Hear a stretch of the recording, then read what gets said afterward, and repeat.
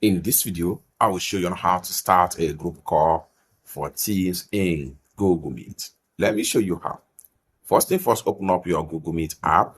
Whether you are using iPhone or you are using Android phone, open up your Google Meet app. Next thing you want to do is simply go ahead and click on new right here. And the next thing you want to do is go ahead and click on group call.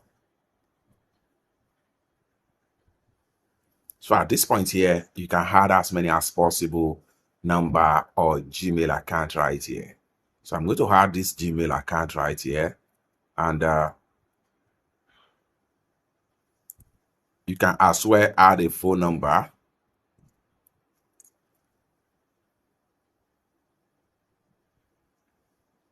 Just like so.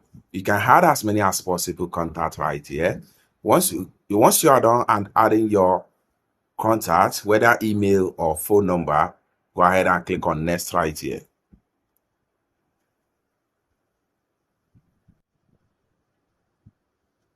Then here you go. Next thing you want to do, so you can see I have two contacts right here from the top. And the next thing we want to do right here is to go ahead and click on video call or normal call. So if I want to use the normal call, I will simply click on here for normal call.